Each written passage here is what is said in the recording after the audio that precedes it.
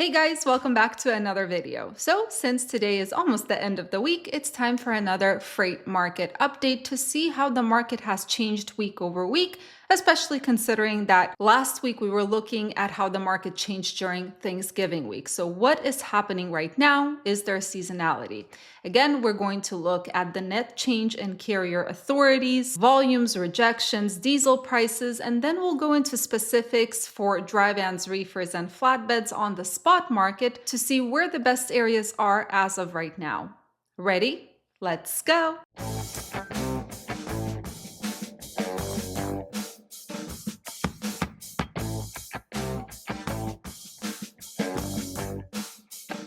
All right, as always, all the charts are attached right here. And first, we're going to start with the net change in carrier authority. Now, for those of you who watched last week's video, you know that we lost almost 1,000 carriers net last week. This week, it's 13 carriers, and not that much. Now, in terms of spot versus contract rates, the blue line shows us 2024, the pink line shows us last year. Again, as a reminder, the higher the line is, the smaller the margin between what contract and spot carriers earn. So currently, spot carriers on average are earning about 49 cents less per mile than those contract carriers. But as you can see, pretty much this whole year, contract carriers have been earning less than they were last year. All right, now on to volumes. Again, blue is 2024, pink is last year. And pretty much all year this year, we saw volumes trending above 2023 levels. That is, of course, until around the middle of November. And since then, we have not recovered. We're below 2023 levels, as you can see. I'm not sure what's going on with volume, but what about rejections? Well, rejections have been climbing up since around October, even middle of September, I would say. And currently, rejections are not just trending higher than those 2023 levels, but they're at 6.05%. Diesel prices are continuing to make me happy. Currently, diesel prices on average, according to truck stops across the US, they're showing an average of $3.55 per gallon. And this is the lowest point I checked since the beginning or even end of 2021, beginning of 2022. So diesel prices are continuing to go down. Now let's take a look at the spot market, starting with dry vans. This is data from FTR Intel, and this is for the spot market. So dry vans week over week actually saw a 4-cent increase in the rate per mile. However, compared to this time last year, we're seeing that rates are about 0.3% lower. Now, volumes increased week over week about 97%. And this is, of course, because we're comparing to the week when there was Thanksgiving. So, of course, volumes are going to shoot up after the holiday lull, if you will. Year over year, however, this is the interesting part. Volumes for dry vans are up 3.6%. Now, the question is, where are the better market areas? And in order to figure that out, I use sonar data and I figure out where there are more loads in the general market and where the rejections are higher by the contract carriers, pushing them to the spot market. So the top 5 areas where more contract freight goes to the spot market are Columbus, Ohio, Green Bay, Wisconsin, Dallas, Texas, Cincinnati, Ohio, and Atlanta, Georgia. This tells us a lot about the volume side. Now, if we take a look at the DAT maps, we can figure out more or less what the capacity is doing, because volumes tell only part of the story. We need also to see the capacity to understand whether it's an actually hot market or not so much.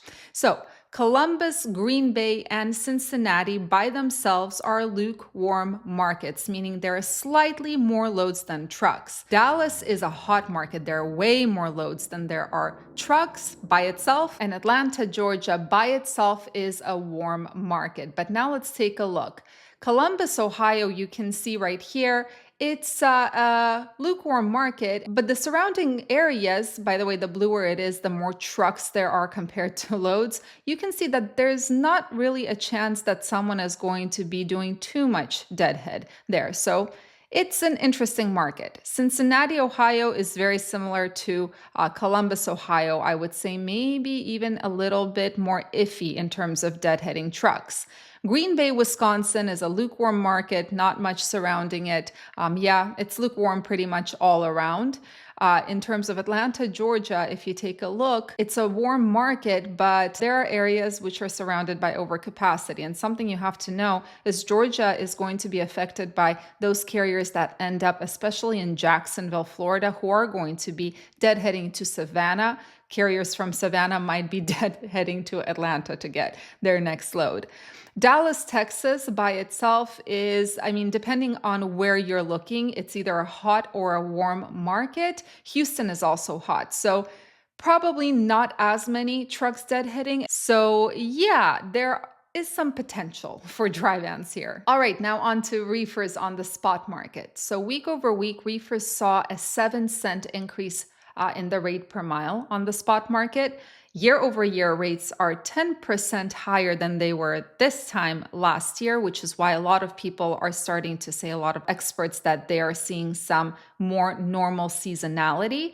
Volumes week over week, of course, because of Thanksgiving week, they increased by about 66%, but year over year, they're up 28%. So far, good news for reefers. Now, in terms of where more contract freight falls to the spot market for reefers, those 5 areas are Salt Lake City, Utah, Portland, Oregon, Joplin, Missouri, Ontario, California, and Indianapolis, Indiana.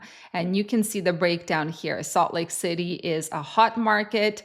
Portland, Oregon is lukewarm. Joplin and Ontario are warm. And then Indianapolis is actually a cool market. But let's take a look at the DAT market map. So let's start with Portland, Oregon, which is a lukewarm market. You can see this dot right here. It's pretty much all lukewarm. Not many people are going to be deadheading all over the place. It seems like pretty much the whole state is lukewarm. Now let's move down to Ontario, California. This is a warm market. And if you take a look, it's a warm market. It's surrounded by warm markets. So again, not much competition there. Let's move on to Salt Lake City, Utah, hot market. Not many people are going to be deadheading. You can see Idaho is also a hotter market up there. The only way people will be deadheading is from either Wyoming or perhaps Grand Junction, Colorado. Now, next we have Joplin, Missouri, warm market surrounded by some overcapacity, which means, yeah, the situation might get diluted. Indianapolis by itself, it's that tiny little market area. It's blue. It's a cool market. There are more trucks than loads, but look at what it's surrounded by. Even if you end up in Indianapolis, the deadhead is not going to be horrific in order to get your next load. Okay, last but not least, we have my favorite flatbeds. So week over week, we saw that flatbeds experienced about a 2-cent per mile increase, which is great. But compared to this time last year, rates are down 2%. Now, volumes, of course, skyrocketed. Nothing moves before Thanksgiving, right before Thanksgiving for flatbeds. So volumes are up 138% week over week. But the interesting part is they are 46% higher on the spot market than this time last year. Now, in terms of figuring out where to go, the best I can do is give you the maps I make myself using truck stop data. So this is all the spot market. So first we're going to take a look at where the loads come out of. And it doesn't change. The darker an area is, the more loads come out of that state. It really doesn't change much. It's a lot of the southern states, some of the Midwest, a lot of the West Coast and Pacific Northwest, and some of the East Coast. Yeah, so this is the load situation. Now, in terms of capacity, where trucks actually like to hang out, again, doesn't change much. California, Texas, Florida. These are the 3 states that have the most flatbed capacity. Now, if we put the amount of loads and the amount of trucks available together, we can get the load to truck ratio map. So anything burgundy red like Texas is severe overcapacity. It's less than half a load per truck. Anything red like Arizona, Colorado, this is still overcapacity. It's still less than a load per truck. Now, orange like California or Nevada is pretty much equilibrium. But be careful of those states with equilibrium because they might be skewed skewed by how many times one broker posts the same load, or several brokers post the same load 100 different times. Then there's slight undercapacity in the yellow markets like Montana, Minnesota, and Louisiana. That's about 1.5 to 2 loads per truck. We have undercapacity, light green Pennsylvania, New York, for example, 2 to 3 loads per truck, and moderate undercapacity in the blue states. There's not a single state this week which has severe undercapacity, which is over 10 loads per truck. But moderate undercapacity is about 3 to 10 loads per truck. So I was debating, do I talk about my week at the end of this video, or do I just end it on the market update? I think you guys know what I'm going to say. I've had a pretty interesting week, a lot of deadheading lately.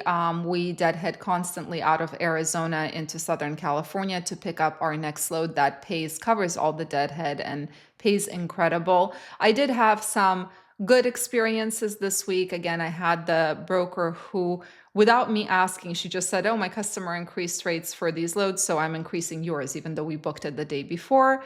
I've had a very easy conversation with a broker who paid me extra in order to retarp a load that the shipper made a mistake on. So that was good, but it's a struggle. It's a struggle sometimes, and a lot of deadheading. But so far we are managing and basically doing the best we can, right? What else can we do? We can be patient. We can do the best we can with the situation that we're given and move one little step at a time. Anyway, guys, thank you so much for watching and joining today. I hope you have a wonderful rest of your week. I'll probably check in with you guys either tomorrow or Friday, because there is some news that came out that's going to raise some eyebrows. So yeah, I want to chat with you about that, but that's tomorrow or Friday. Have a fantastic rest of your day. Stay safe, stay healthy, and keep learning. Bye.